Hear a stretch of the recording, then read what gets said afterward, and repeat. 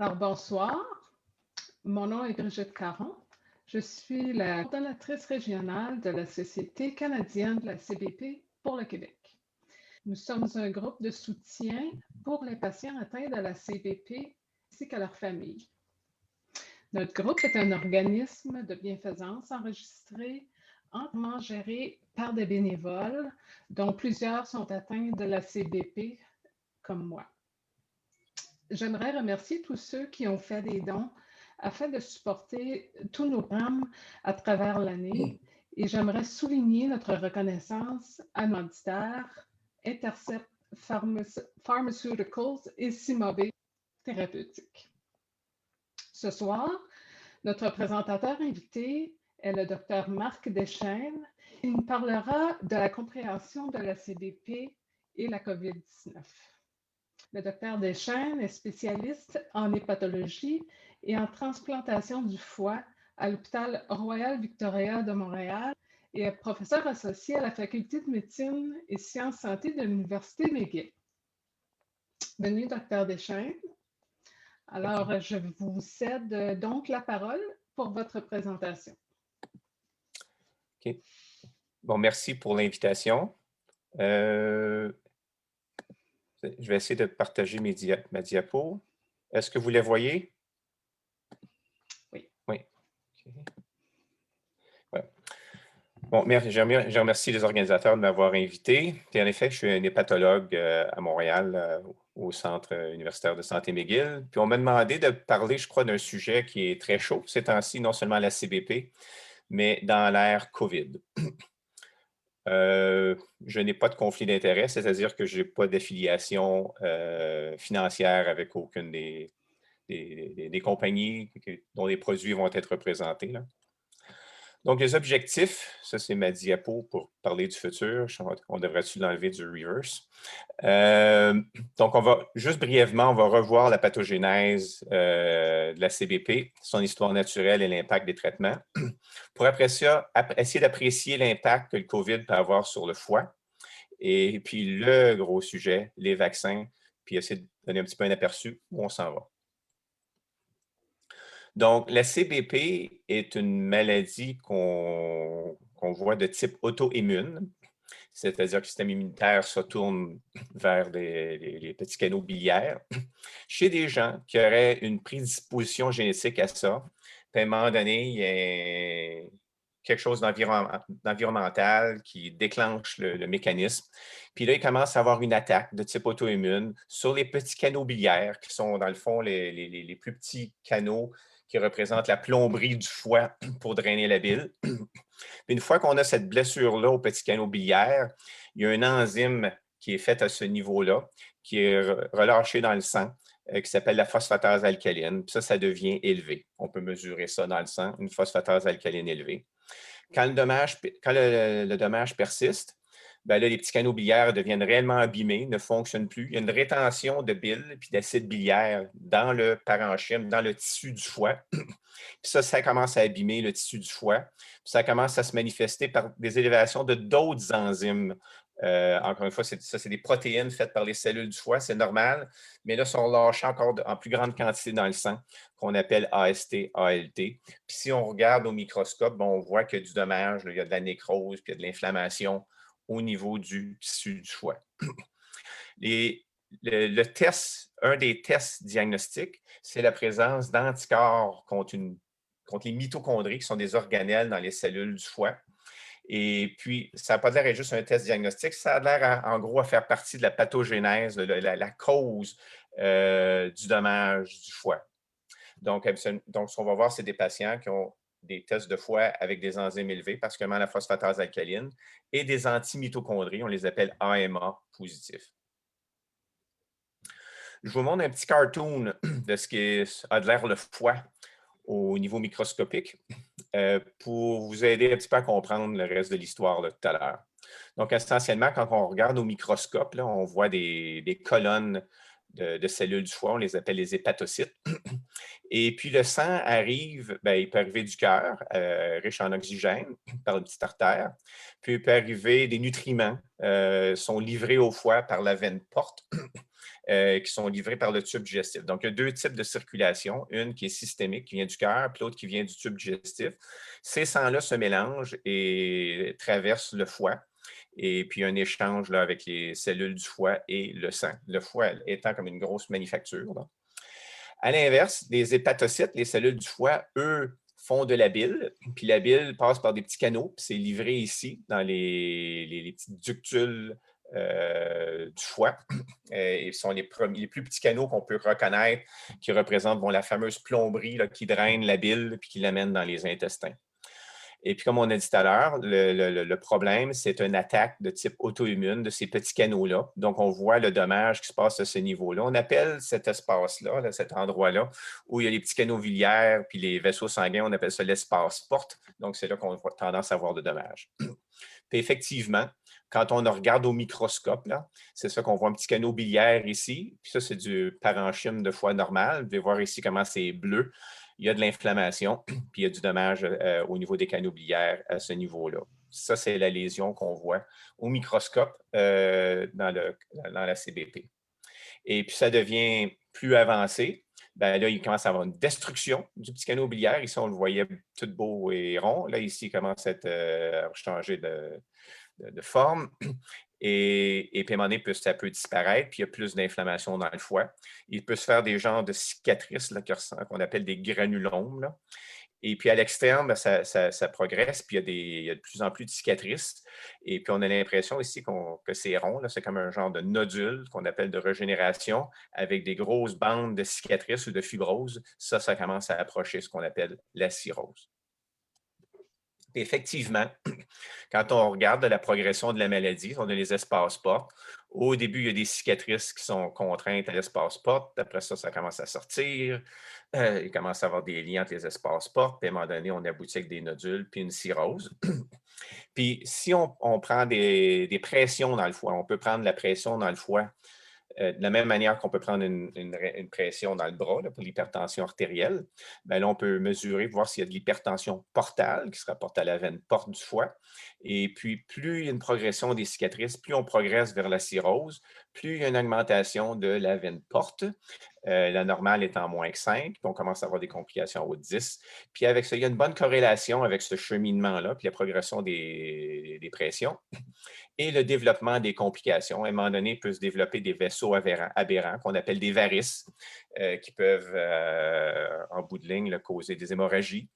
Le sang ayant de la difficulté à passer à travers ce foie-là qui est endurci de cicatrices, qui est dur, ça élève les pressions, ça affecte les récepteurs dans les vaisseaux sanguins, puis ça amène de la rétention de liquide qui peut s'accumuler dans l'abdomen, qu'on appelle de l'acide. Bon, pour évaluer le degré de cicatrice dans le foie, bien, il y a la biopsie, comme je vous ai montré, mais de plus en plus, on se tourne vers des méthodes qu'on appelle non invasives, c'est-à-dire qu'on peut regarder des résultats de prise de sang, puis plugger ça dans des calculatrices là, fancy, là, ça peut être des ratios, ça peut être des logarithmes, et puis ça nous donne des scores, et puis ça nous donne une prédiction de combien de cicatrices qu'il pourrait y avoir dans le sang. L'autre outil qui devient populaire, c'est le FibroScan. Ça mesure l'élasticité du foie. C'est donc, on envoie une onde de type ultrasonographique. Puis, dépendant comment elle se propage dans le foie, l'ordinateur va nous calculer un chiffre qui va nous donner une idée là, en kilopascal de l'élasticité du foie.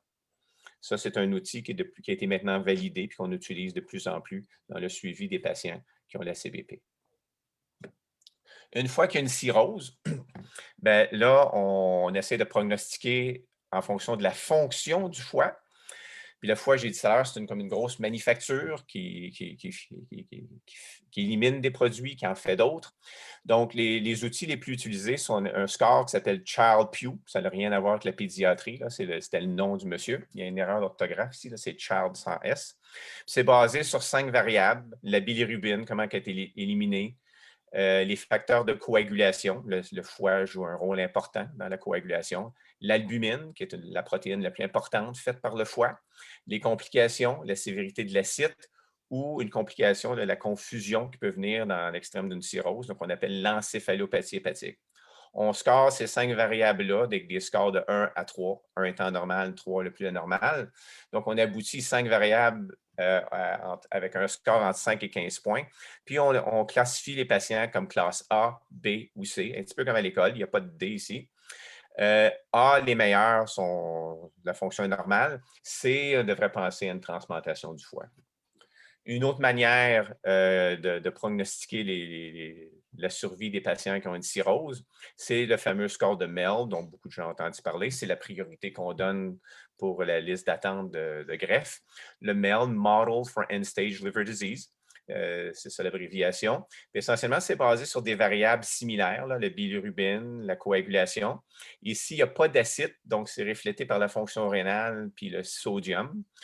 Une équation qu'on ne peut pas mémoriser, là, ça a les logarithmes. Ça nous donne un score entre 6 et 40, le plus élevé, le pire. Essentiellement, si on a un score en bas de 15, c'est pas trop pire, mais en haut de 15, il faut commencer à considérer des gens là, pour la greffe. Donc, si on revient à la CBP, comme j'ai dit tout à l'heure, donc on avait des patients qui avaient des anticorps, des AMA. Et puis, pour une raison ou pour une autre, il y a une perte de tolérance immunitaire, puis ça commence à générer un dommage de type immun contre les petits ductules dans le foie. Et puis, quand ça commence à être endommagé, bien, il commence à avoir une rétention de bile, un phénomène qu'on appelle la cholestase. Puis, éventuellement, ça peut amener des cicatrices, de la fibrose et une cirrhose. C'est durant cette période-là qu'on essaye de viser nos stratégies pour essayer de traiter et prévenir la progression de la CBP pour éviter d'arriver dans les phases plus avancées, la cirrhose décompensée, puis là, il faut penser à la transplantation. Si on regarde l'histoire naturelle de la CBP, donc avant les traitements, deux grandes cohortes ici, une au Danemark, l'autre en Italie. Puis si on regarde là, sur une période de 10 ans, là, on perdait entre 50 ou 40 des patients. Ça, c'était l'histoire naturelle de la maladie dans le temps. Ensuite, si on regarde en termes de biopsie du foie, la progression, on peut voir qu'après 4 ans, là, la majorité des patients avaient progressé. Il y avait une progression si on se faisait un suivi de biopsie. Il y avait juste 29 patients qui étaient restés à un stade précoce. Donc, une maladie progressive. Maintenant, il est arrivé l'URSO, un médicament là, qui a été utilisé dans des grandes études. Et c'est un acide biliaire qui semble être moins toxique. L'acide biliaire agit comme un détergent. Là. Et puis cette version-là de l'acide biliaire est moins toxique aux membranes cellulaires puis au foie. Habituellement, l'URSO, on en a 2-3 % de notre pool biliaire ordinaire. Puis quand on le prend en médicament, en dose pharmacologique, bien là, ça devient comme 30 % du pool biliaire. Et puis comme c'est moins toxique, il se fait moins de dommages au foie. Il semble aussi que ça a des attributs immunitaires, qu'il y a moins de dommages également là, aux espaces portes. Puis si on regarde ici, là, ça, c'est les données où on a combiné les patients de 3 grandes études. Et puis quand on regarde, là, ça se traduit de données de l'URSO à une meilleure survie des patients. Puis ça, c'est la même diapo que je vous montrais tout à l'heure.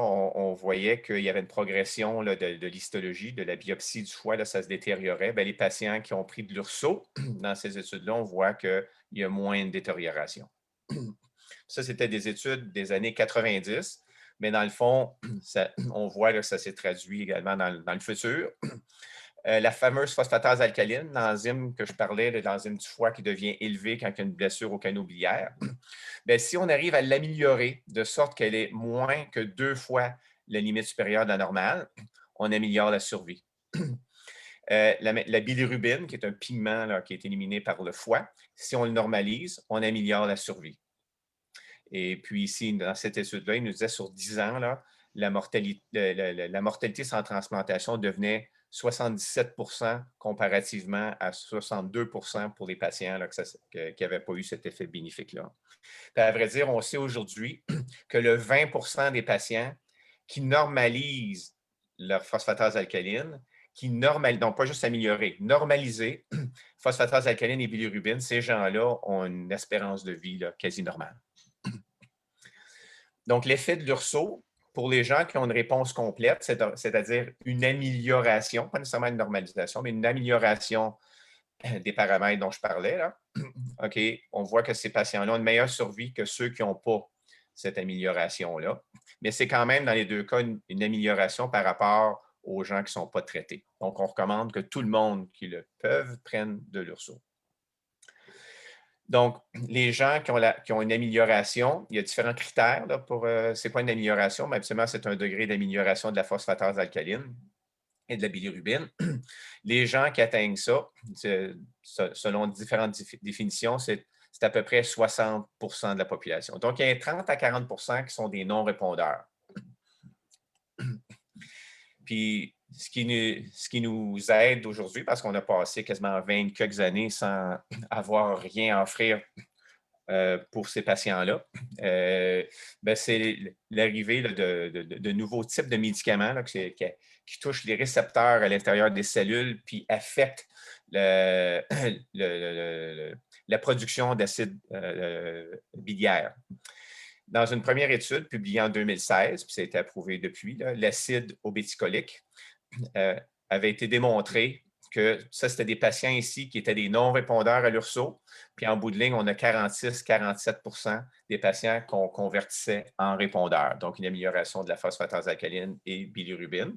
Et depuis ce temps-là, que le médicament est approuvé par les autorités et on le donne pour les patients qui se qualifient comme non-répondeurs.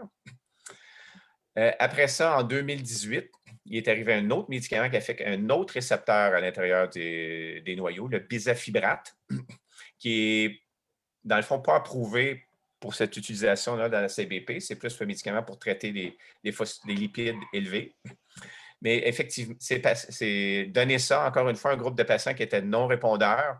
On peut voir qu'il y en a une bonne proportion de ces gens-là qui vont être convertis en répondeurs. À date, on n'a pas d'études qui montrent que ça se traduit en amélioration de la survie, mais il y a des bonnes raisons de le croire parce que, en plus de l'amélioration de ces paramètres-là, dans le passé, nous a montré qu'il y avait une amélioration de la survie. Puis, il y a plusieurs autres paramètres, comme le fibroscan, tout ça qu'on montre, qui semblent aller dans la bonne direction. On vit des temps intéressants. Je vous ai parlé de 2 molécules qui sont disponibles en ce moment. Mais il y en a d'autres qui sont en chemin durant notre gros congrès américain de l'automne dernier, virtuel évidemment. On parlait de 2 nouvelles molécules là, qui s'en venaient, le seladelpar puis le saroglitazar, qui sont à l'étude. Donc, c'est une période intéressante parce qu'on a passé comme 20 ans juste avec l'URSO et puis là, on commence à avoir des nouveaux outils. Donc, en résumé, la CBP est une maladie progressive, mais la bonne nouvelle, c'est que l'URSO, qu'on donne depuis maintenant plus de 25 ans, a eu un gros impact à ralentir la maladie, puis même l'arrêter chez certains. Puis pour les patients qui ne répondent pas, on a maintenant une deuxième ligne avec l'acide obéticolique. Puis ceux qui auraient de la misère ne répondent pas avec ça ou il y aurait d'autres problèmes, on peut regarder le bisafibrate, puis il y a des nouvelles molécules qui s'en viennent. Maintenant, le gros sujet chaud. OK, le SARS-CoV-2, le COVID et le foie. Bon, on sait que le virus du COVID entre dans les cellules par le récepteur là, de l'enzyme de conversion d'angiotensine. Et c'est comme ça que ça rentre dans les alvéoles, là, dans les poumons. Il y a également de ces récepteurs-là, il n'y en a pas partout, mais il y en a sur les petits canaux biliaires. Ceux dont je vous parlais qui sont touchés par la CBP. Cependant, dans la vraie vie, ce qu'on voit, c'est que alors que les patients qui souffrent du COVID ont souvent des enzymes du foie élevées, habituellement, c'est plus AST-ALT dont je vous parlais tout à l'heure que la phosphatase alcaline. Donc, peu de cholestase, mais plus comme un genre d'hépatite. Et puis, il y a une bonne corrélation entre les enzymes élevées et la sévérité de la maladie, puis les symptômes gastro-intestinaux. Aussi, il y a une bonne proportion des patients là, qui sont malades aux soins intensifs, intubés, qui reçoivent aussi un paquet de médicaments. Et puis, ces médicaments-là peuvent également avoir des toxicités. Donc, ce n'est pas trop clair quelle proportion c'est dû au virus, quelle proportion c'est dû au milieu inflammatoire que le corps quand tu es rendu aux soins intensifs là, avec le COVID. Les biopsies qui ont été regardées là, après des autopsies montraient de l'inflammation dans le foie. Puis il y a un mot qui a tendance à revenir souvent quand on parle du COVID, la thrombose. Il y a des petits caillots qui se font dans les, où je vous montrais tout à l'heure, entre les cellules du foie à l'intérieur du foie. À date, on croit qu'il peut y avoir une hépatite due au COVID, mais on n'a pas réellement bien démontré que les cellules du foie vont être un bon milieu pour que le virus se réplique. J'ai pensé que ça serait intéressant. C'est un article qui va être en publication dans la revue Journal of Hepatology. C'est la grande revue européenne là, pour les maladies du foie. Et puis ici, il parle d'un cas qui serait développé, de CVP, qui serait développé de novo après le COVID. Donc, une dame de 44 ans qui avait une maladie COVID là, sévère, c'est-à-dire respiratoire, intubée aux soins intensifs, qui a été compliquée par des problèmes neurologiques. Et puis cette patiente-là a développé des anomalies des enzymes du foie, puis particulièrement avec la phosphatase alcaline qui était élevée, qui ne se replaçait pas d'emblée. Cette patiente-là était maintenant AMA positif, OK? Elle avait des enzymes normales avant. Et puis, on fait des biopsies du foie et pour démontrer qu'il y avait les mêmes lésions qu'on s'attendrait là, au niveau des canaux biliaires de la CBP. L'URSO a été débuté et puis on voit une amélioration. Est-ce que ce virus-là pourrait être un phénomène déclencheur chez une personne qui a la prédisposition génétique? On ne sait pas si la patiente avait des AMA positifs avant non plus. Ça va être à suivre. Bon, qu'est-ce qui arrive avec le COVID chez les gens qui ont une maladie chronique du foie? Ici, c'est un grand registre européen qui a été encore une fois publié dans le Journal of Hepatology. Donc, on regarde ce qui se passe chez les gens qui ont une maladie chronique du foie. On sait que les maladies chroniques du foie, surtout quand elles sont avancées, il peut y avoir une dysfonction du système immunitaire.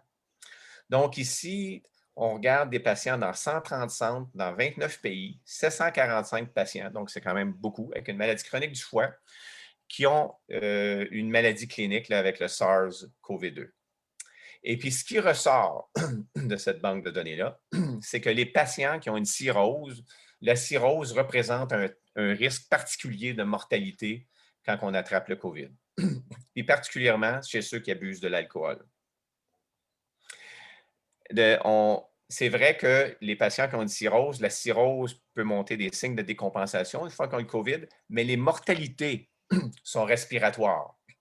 Donc, les mêmes que les autres, même s'ils ont la cirrhose. Donc, il y a quelque chose, il y a une dysfonction immunitaire chez les patients qui ont une cirrhose qui favorise un COVID sévère. Une autre manière de regarder les données dans ce papier-là, premièrement, ce qui est encourageant, c'est que les gens qui ont une maladie chronique du foie sans cirrhose semblent avoir des résultats similaires que les gens qui n'ont pas de maladie chronique du foie. Donc, le taux de mortalité hospitalisé, taux de mortalité une fois intubé, ventilé aux soins intensifs. Mais quand on regarde les gens qui ont une cirrhose, classés, comme je le disais tout à l'heure, le score de Child-Pugh A, B ou C, on peut voir que progressivement, plus tu as une dysfonction hépatique, plus il y a une mortalité. Et puis quand on arrive aux gens qui ont le score de la classe C là, de Child-Pugh, qui sont intubés aux soins intensifs, là, il y a juste 10 là, qui vont survivre. Bon, les vaccins, c'est de prévenir la maladie. Et puis, des nouvelles données là, qui nous viennent d'Israël. Israël, où il y a, je crois, 57 de la population qui est vaccinée et qui ont maintenant le passeport immunitaire. Donc, ils ont rouvert les restaurants, ils ont rouvert les théâtres, ils ont rouvert les gyms. Mais il faut que tu montes ton vaccin, ton passeport de vaccin. Ben, eux, ils n'ont pas de troisième vague de pandémie. Ils n'ont juste pas. Donc, les vaccins, c'est réellement la voie de sortir de tout ça. Cependant, ce qui pourrait avoir un problème, quand on regarde les gens qui ont une cirrhose, puis je dis qu'il y a une dysfonction du système immunitaire, ici, une étude où on avait regardé des patients qui étaient sur la liste d'attente pour une greffe de foie. Donc, ce n'est pas des gens qui ont une maladie chronique du foie légère, là. Il y a une dysfonction importante. Quand on regarde des volontaires en santé, le taux de réponse du vaccin pour l'hépatite B aux doses coutumières, 97 %. mais les patients qui étaient sur la liste d'attente pour la transplantation, c'était 28 %, donc beaucoup moindre. Les vaccins. Ça, c'est la position encore de l'Association européenne, là. Mais essentiellement, toutes les sociétés canadiennes, américaines vont pas mal dans le même sens, mais c'est la publication qu'on retrouve. Pour les gens qui ont des maladies du foie. Donc, en prenant en compte de ce que je viens de dire avant, là, en termes de le COVID, la maladie du foie chez les gens qui ont des maladies du foie chroniques et la réponse au vaccin, bon, il n'y a premièrement aucun signal qui indique qu'il y aurait plus de toxicité ou moins de bénéfices chez les gens qui ont une maladie chronique du foie. Puis en ce moment, là, il y a des centaines de millions de vaccins qui ont été donnés. Il y a un souci pour les gens qui ont une transplantation du foie, que, bon, si on va jouer avec des phénomènes immunitaires, est-ce qu'on peut induire un rejet? Ou les gens qui ont une hépatite, une maladie de type auto-immune, comme des hépatites auto-immunes, on pourrait même dire les gens qui ont la CBP, est-ce qu'en jouant avec le système immunitaire, est-ce qu'on va rempirer la maladie? On n'a pas on n'a pas d'informations, à vrai dire, avec le vaccin pour le COVID, mais il y a quand même, le système immunitaire existait avant le COVID, il y a beaucoup d'autres vaccins qui existent, et puis il n'y a pas d'évidence que d'autres vaccins ont amené une induction de problèmes immunitaires ou de rejet chez les patients qui sont greffés. Il y a cependant le souci que l'infection avec le COVID-19 puisse induire un rejet, puis dans le fond, qui pourrait être prévenu par la vaccination. Donc, les recommandations de la Société européenne, c'est qu'ils recommandent le vaccin pour les patients qui ont des maladies chroniques du foie, qui ont des cancers de nature hépatique et les greffés du foie. Cependant, une priorité devrait être donnée pour les gens qui ont une cirrhose ou une cirrhose décompensée, et les gens qui ont un cancer, et les gens qui ont des maladies chroniques du foie, pas juste parce qu'ils ont des maladies chroniques du foie, mais surtout en fonction de leurs autres facteurs risques, parce qu'on sait que les gens qui avancent en âge, les gens qui ont le diabète, les gens qui sont obèses sont particulièrement à risque d'un COVID-19 sévère. Donc, ces gens-là devraient être visés là, par une priorité de vaccin. Et la même chose pour les greffés du foie, pas nécessairement les greffés du foie comme tels, mais ceux qui ont les facteurs risques que je viens de citer. Donc, tout le monde devrait être vacciné, mais ces gens-là, on devrait leur offrir une priorité. On devrait prendre en considération les professionnels de santé qui s'occupent de ces patients-là, les gens qui habitent avec eux ou qui participent à leurs soins. Bon, évidemment, il est encouragé, puis ça se fait, de tenir des registres pour savoir où on s'en va avec tout ça, voir s'il y a les taux de réponse particulièrement. Donc, je ne savais pas quand j'ai accepté de faire cette présentation-là, mais nous sommes ici, là, sur le bord du précipice avec la troisième vague. Et puis, franchement, si on vous offre un vaccin, je pense que vous devriez le prendre. Il y a eu des soucis avec une sorte de vaccin pour des effets indésirables. Ils sont quand même peu fréquents, alors qu'hier, on a eu 8 vraies mortalités au Québec au COVID. Les vaccins ont l'air à fonctionner. Donc, faites-vous vacciner. J'aime le baseball, là, ça sort avec mes diapos. Là. Comme disait le grand philosophe, là, le catcher pour le receveur pour les Yankees de New York, Yogi Berra, c'est difficile de faire des prédictions, puis particulièrement avec le futur. Ben, où c'est qu'on s'en va? Ben, premièrement, la première partie de la présentation, c'était sur la CBP, alors que pour le moment, on se satisfait d'améliorer les enzymes dans la zone qu'on appelle répondeur. J'anticipe que d'ici peu, ça ne sera pas suffisant. On va vouloir une normalisation ou vous démontrer une amélioration, par exemple du fibroscan. Puis alors que pour le moment, on se satisfait de URSO et de l'acide obéticolique, peut-être qu'on va vouloir rajouter du bézafibrate puis de faire de la trithérapie ou avec les autres molécules qui s'en viennent. Moi, j'ai l'impression que le futur va qu'on va pousser beaucoup plus pour normaliser les tests que juste les améliorer. Et puis, en termes du COVID, surtout des vaccins, par exemple, quand on regarde les données de réponse d'hépatite B pour le vaccin, ben, ce n'est pas très bon. Donc, l'idée d'espacer les doses, alors que pour la population en général, c'est bon. Puis on a démontré qu'on fait réduire les taux d'infection. Nous, maintenant, dans l'hôpital, on a arrêté d'avoir des éclosions comme on en avait avant avec une dose de vaccin. Mais peut-être que des gens qui répondent beaucoup, beaucoup moins au vaccin, ces gens-là, les doses devraient être plus rapprochées que 3 mois. Puis j'ai l'impression que alors 2 doses ne va pas suffire. Il va probablement falloir une autre dose plus tard. Puis à un moment donné, il va falloir faire ça un petit peu plus à la carte selon les problèmes des patients que juste frapper tout le monde de la même manière. Et c'est tout. S'il y a des questions, ça me fera plaisir d'essayer d'y répondre. Là. Merci beaucoup, Dr. Deschaines. Alors, je n'ai pas encore de questions sur Facebook, mais je vais vous en poser quelques-unes. Vous parliez tantôt de la différence entre la cirrhose puis juste la CBP. Il y avait des niveaux là, élevés. J'ai un peu de Ouais, ben, problème avec ma il se fait du mémoire. dommage. Il se fait du dommage pendant un bout de temps. Puis le bout de tout, c'est la cirrhose. Puis même si vous vous rappelez des images que j'avais montrées de cirrhose, il y a des cicatrices. Tu peux avoir des cirrhoses beaucoup plus denses. Là. Même dans la cirrhose, là, il y en a qui sont pires que d'autres. C'est certain que les gens qui ont juste la CBP, ça semble être correct là, pour traverser là, la COVID. Moi, je me questionne un peu plus parce que j'ai le chevauchement de l'hépatite auto-immune.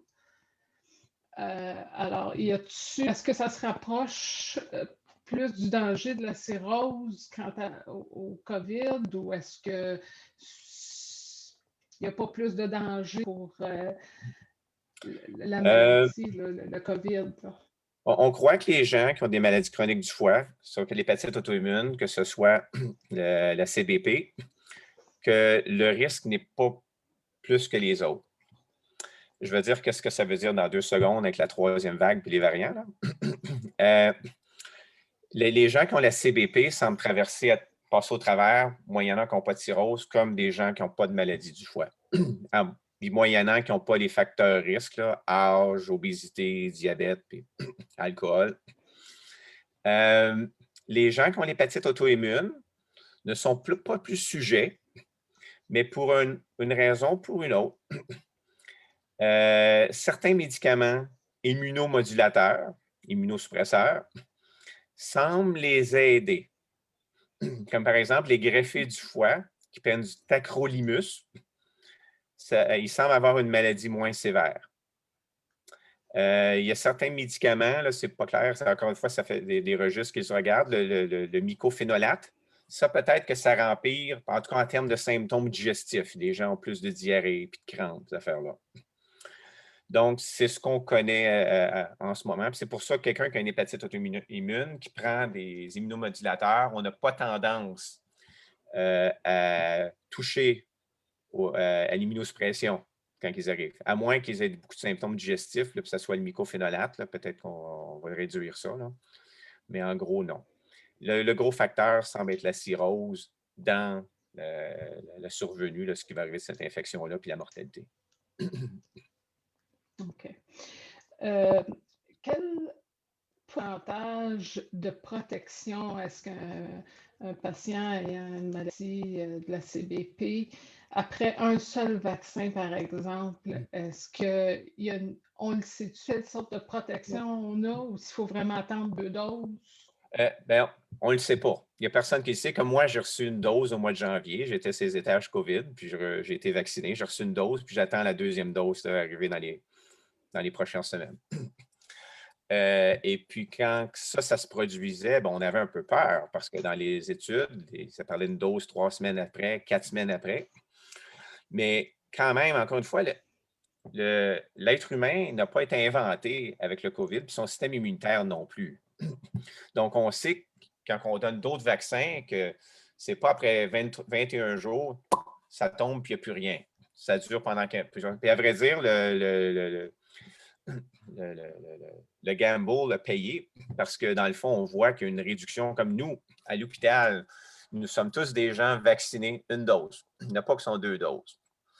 Au mois de janvier, tout, excepté un étage, tous les étages avaient des éclosions de COVID. C'était la folie. Okay? Nous, les employés, les patients, il y avait du COVID partout. Aujourd'hui, il y en a 0. C'est la première fois en 1 an qu'il n'y a aucune éclosion. C'est parce qu'on est vacciné une dose. Donc, on a l'impression qu'une dose fait la job pendant un bout de temps. Un bout de temps, c'est combien de temps? On sait que les gens qui ont le COVID sont protégés, ils ont des anticorps pour 6 mois. Donc, quelque part entre 3 et 6 mois sont corrects. C'est probablement la même chose avec la première dose chez les gens qui ont un système immunitaire normal. Donc, des gens qui vont avoir un système immunitaire normal, puis la majorité des gens qui ont une maladie chronique du foie vont jouer là-dedans. On croit qu'ils vont avoir la même protection. Mais il est clair que les gens qui ont une cirrhose décompensée, les gens qui ont une cirrhose, que ces gens-là, ça va être moins bon. Et puis ça va être à déterminer. Là, pour le moment, ils tombent dans l'enveloppe globale. Mais à un moment donné, quand on va faire ça un peu plus à la carte, j'ai l'impression que ces gens-là, peut-être que c'est eux là, qu'il va falloir absolument le faire en 3 semaines. Là maintenant, est-ce que, alors quelqu'un en santé aurait une réponse à 80-90 %, toi, est-ce que tu vas avoir 60-70 %? Je ne sais pas. Mais je dirais que 60-70 %, c'est mieux que 0. Puis un autre bénéfice des vaccins, parce que quand on dit c'est bon à 90 %, ça prévient la maladie. C'est-à-dire que les gens ne sont pas malades, puis n'ont pas le COVID. Mais ce que les vaccins réussissent à faire, c'est à prévenir la mortalité puis le COVID sévère à 100 %. OK? Donc, ça, c'est quelque chose qu'il ne faut pas oublier. Tous les vaccins font ça, peu importe leur taux de réponse. Comme les mRNA vont dans le 90 %. Ceux qui utilisent un vecteur, eux, c'est dans le 75-79 %. Mais même ces vaccins-là préviennent la mortalité à 100 %. Puis à date, se sont démontrés capables de faire ça même pour les variants. C'est surtout le variant B117, le variant britannique qu'on a. Fait que pour ces raisons-là, c'est un jour, on va être meilleur, ça va être à la carte. Mais pour le moment, je pense, vous voyez les bouées de sauvetage là, sur le bord du précipice, là, avec la 3e vague s'en vient. Accrochez-vous après si vous le pouvez. C'est ça. Et quelle sorte de recommandations vous faites à vos patients quant au télétravail? Est-ce que vous jugez que, bon, une fois que le patient avec une maladie chronique, une fois qu'il est signé, bon, toujours en respectant les mesures sanitaires, bien entendu, peut retourner en milieu de travail ou si vous recommandez qu'il demeure encore en télétravail? Non, on a recommandé aux gens avec protection, là, les mêmes protections que tout le monde. C'est sûr qu'on ne recommanderait pas à un sirotique d'aller travailler dans un milieu là, où d'aller travailler sur l'étage COVID. Là. Mais en général, on a essayé de garder les gens au travail. La première vague, réellement, on avait soustrait les gens. Mais depuis ce temps-là, avec la protection, avec les masques, le lavage de mains et le vaccin, non, on a laissé les gens retourner au travail le plus possible. Puis je crois qu'une fois, le temps va nous dire, là, mais je pense qu'une fois qu'on va avoir les 2 vaccins, quand on va être en gens vaccinés, là, je pense qu'on va pouvoir revenir le plus à la normale. Puis c'est ce que le modèle d'Israël qui est encourageant. Là. Puis même quand on regarde en Angleterre, qui se sont fait taper fort dessus, ça diminue. Ils n'ont pas de l'air d'être entrés dans une 3e vague. Puis je crois que pour les championnats européens qui s'en viennent le mois prochain, ils ont l'intention d'accueillir un stade plein. OK. J'ai une question ici sur Facebook. Une dame Landry qui dit: J'ai eu la COVID au mois de janvier avec de légers symptômes seulement. Comment longtemps je dois attendre pour avoir un vaccin? On recommande 3 mois. Donc, si on vous offre un vaccin, allez-y. Ce qui n'est pas clair, donc, est-ce que cette infection-là consiste votre première dose, puis la première dose du vaccin que vous allez recevoir va être votre booster? Est-ce que vous allez avoir besoin de 2 doses ou juste une dose va suffire pour avoir de l'immunité? Ça, va falloir suivre là, les données qui vont sortir, mais en ce moment, on recommande 3 mois, puis de se faire vacciner. Peut-être que vous n'aurez pas besoin d'une deuxième dose. OK. J'ai Mme Rosnowski, le 27 ans, Fibrocam 4.9. Comment je peux maintenir? Et commandez-vous le vaccin pour COVID? I had blood, a lot in the chest last year. Elle a eu beaucoup de sang dans le chest l'année dernière. Est-ce que l'URSO cause irregular heartbeat? OK, bien, la première partie, là, le FibroScan à 4.9, ben, bravo. C'est un foie normal qui n'a pas de cicatrice, qui n'a pas d'inflammation. Puis comment maintenir ça? Ben, prenez votre urso. J'imagine que ça doit être associé avec des prises de sang qui sont normales également, là, le plus possible. Donc, suivre les consignes que votre médecin vous suggère en termes de prendre d'urso ou si vous n'êtes pas une répondeur complète, de regarder, de rajouter un des nouveaux médicaments pour l'être, puis maintenir ça le plus possible.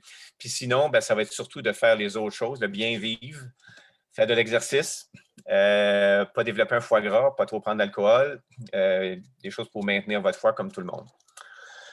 J'ai manqué une partie, l'affaire de sang. Ça, j'ai manqué cette partie-là de la question. I had blood a lot in the chest last year. A blood clot? Non, lot, L-O-T. Fait que là, je ne sais pas. Je ne sais pas si c'est une erreur de frappe qui avait beaucoup. un C-L-O-T, mais si c'était un embolie pulmonaire, ben pour le moment, le problème qu'il y a, moi, je pense que vous pourriez il y aurait le souci là, avec le vaccin d'AstraZeneca et les caillots. Je pense que vous pourriez vous avoir une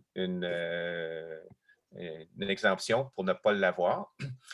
Mais de toute façon, si vous avez moins que 55 ans, ça va aller de soi. Là, ils ne l'offrent pas, en tout cas au Québec, pour les gens qui ont moins de 55 ans. Mais il n'y a pas l'air d'avoir de facteurs qui prédisposent, identifiables au phénomène, le VPIT, là, le Vaccine Induced Thrombosis. Il n'y a pas l'air d'avoir de facteurs. Donc, ce n'est pas les gens qui ont déjà fait des caillots qui l'ont fait. C'est un phénomène auto-immun qui s'apparente à quelque chose qu'on peut voir très rarement avec un autre médicament qui s'appelle l'héparine. Donc, il ne semble pas que des gens qui ont déjà fait des caillots vont être plus sujets à faire ça. À noter que c'est rare, là, mais il ne semble pas que les gens vont être plus sujets à faire ça. Mais je pense qu'étant donné qu'il y a si peu de connus à ce moment-ci, ça va être relativement facile d'obtenir une exemption, d'obtenir un autre vaccin qui n'a pas été associé avec ça. En termes d'arythmie avec l'urso, non. Non, l'urso est un acide biliaire. Le mot urso vient de l'ourson.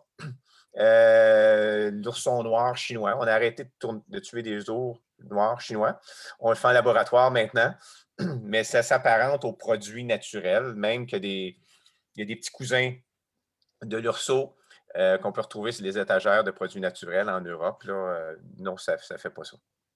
Le seul effet secondaire qu'il pourrait réellement y avoir avec l'urso, c'est qu'un des sucres là, pour créer la pilule, là, si on est très, très, très déficient là, dans les sucres pour métaboliser du lait à l'extrême, il y a des gens qui se sont pleins de ballonnements, puis des selles molles, puis de diarrhée, puis d'avoir des gaz. OK. Je pense qu'on a une dame ici qui est nouvellement diagnostiquée. D'ici, mes tests démontrent une possible cholangite sclérosante. Dois-je considérer que je suis en début de la maladie et est-ce que URSO doit être prescrit?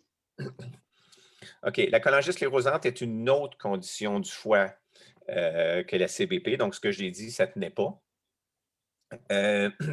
Et puis, ça a été beaucoup plus difficile à traiter. Le pendule a été, comme l'URSO fonctionnait bien, puis on a les mêmes anomalies, là, comme je parlais en termes de cholestase, les enzymes du foie.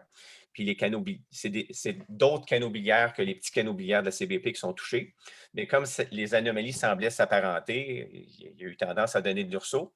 Et puis le pendule est allé d'un bord et de l'autre. Au début, on en donnait, puis on avait l'impression que ça faisait des gros bénéfices. Donc, on en a donné. Donc, si un petit peu, ça va être pas pire, on va en donner plus. Puis quand on en a donné plus, ça n'a pas montré d'effet bénéfique. Puis même, on avait l'impression que les patients allaient moins bien. Donc, à un moment donné, on est venu à ne pas en donner du tout.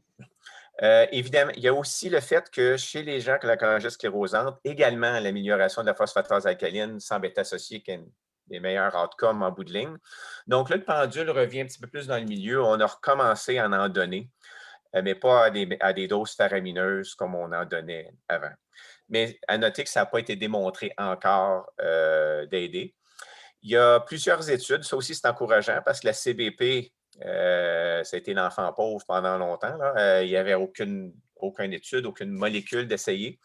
Puis des molécules du même type que je vais parler pour la CBP, là, qui vont toucher des récepteurs nucléaires à l'intérieur des cellules du foie, puis pour affecter la cholestase. Il y a des études qui maintenant là, qui sont en cours.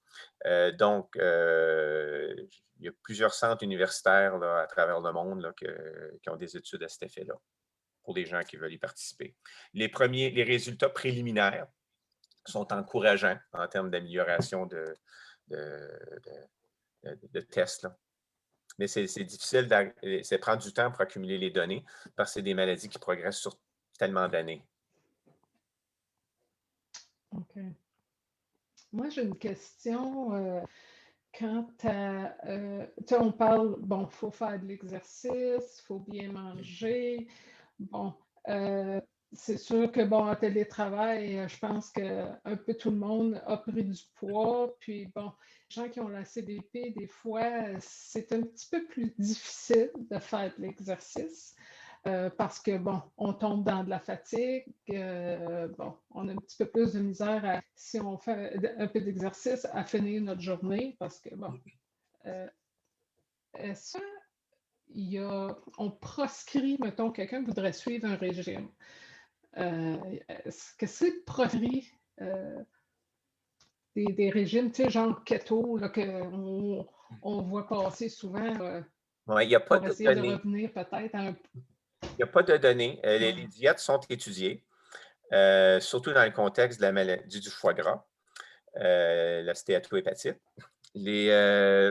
Donc, il y a eu des études, mais pas sur les diètes keto. En général, je ne recommande pas les extrêmes, que ce soit n'importe quoi. Les diètes qui ont été utilisées et qui ont été démontrées être bénéfiques, c'est de manger beaucoup de poissons puis de manger des légumes. À vrai dire, c'est la diète méditerranéenne. Les Grecs, OK? Il y a des endroits, là, il y a des îles autour de la Grèce où les gens vivent 110 ans. Là. OK? OK, la diète ad lib, donc tu manges tout ce que tu veux, OK?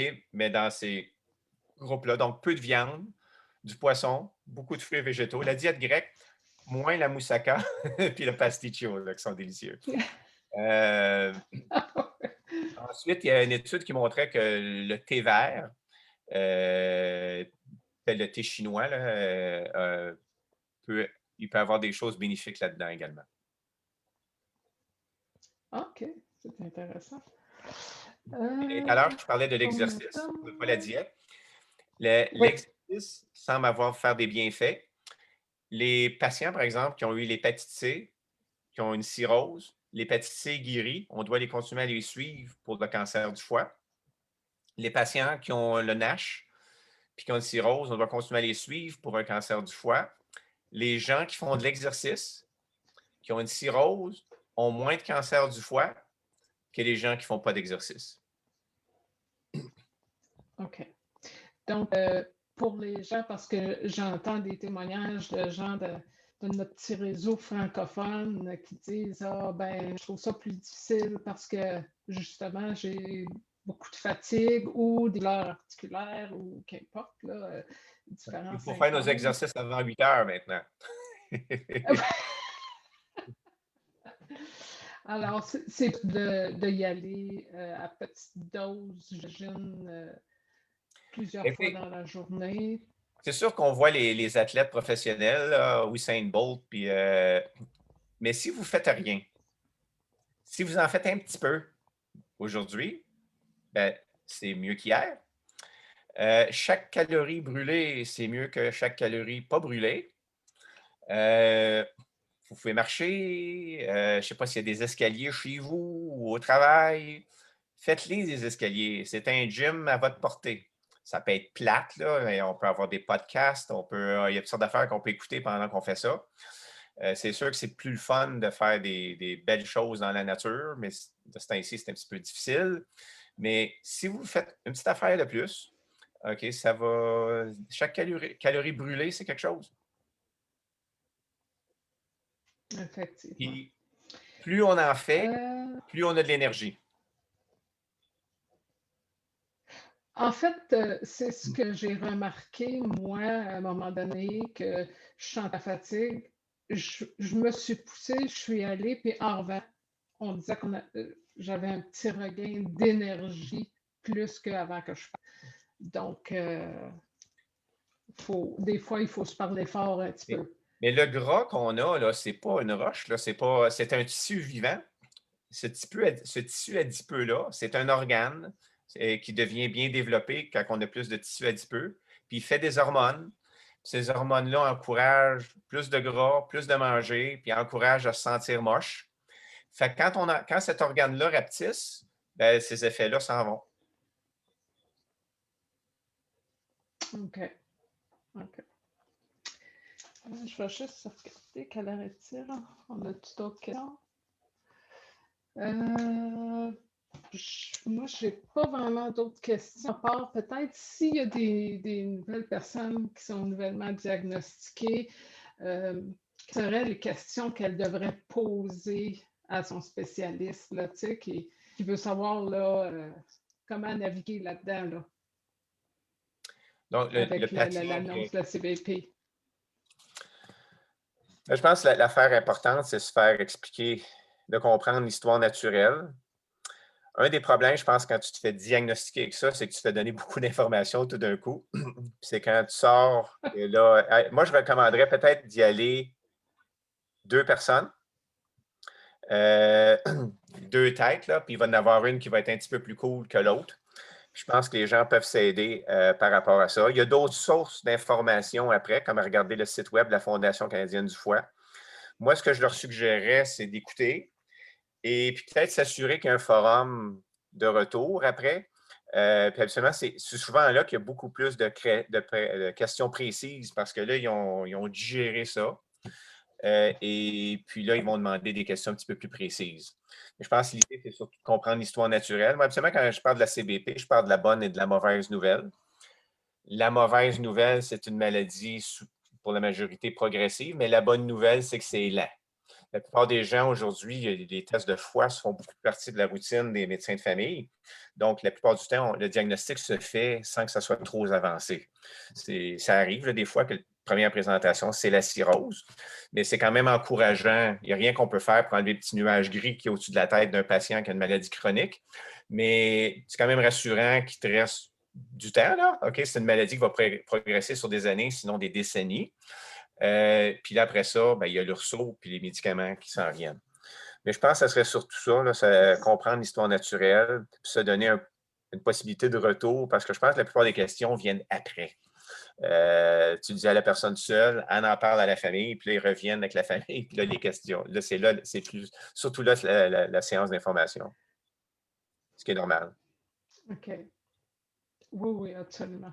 Absolument. J'avais une question, là, je viens de l'oublier. Ah, ça fait partie de l'âge. Bon, ben, j'ai pas d'autres questions pour ma part et je pense qu'on approche de l'heure pour terminer. Alors, je vous remercie beaucoup, Dr. Deschênes, pour ces explications, votre temps et cette belle présentation. Je pense que beaucoup de personnes ont su bénéficier de ces informations-là. Je vais informer les gens que vous pouvez réécouter les présentations sur YouTube et également toutes les présentations précédentes qui sont organisées par la Société canadienne de la CPP la Canadian PBC Society. Moi, j'ai créé un petit groupe sur Facebook qui s'appelle Société canadienne de la CBP Québec. Si les gens veulent échanger sur Facebook, on est un petit groupe, c'est moi qui gère ça. Alors, gênez pas, vous pouvez, on peut échanger. C'est réconfortant de pouvoir échanger avec les gens qui ont la même maladie. Et j'aimerais également remercier Gail Wright, qui est la présidente de la Société canadienne de la CBP, pour avoir organisé et tout mis en place pour cette présentation, pour qu'elle ait bel et bien lieu ce soir. Je remercie tout le monde pour votre présence et vous souhaite à tous une bonne fin de soirée. Merci bien. Bonsoir. Merci beaucoup. Bonsoir.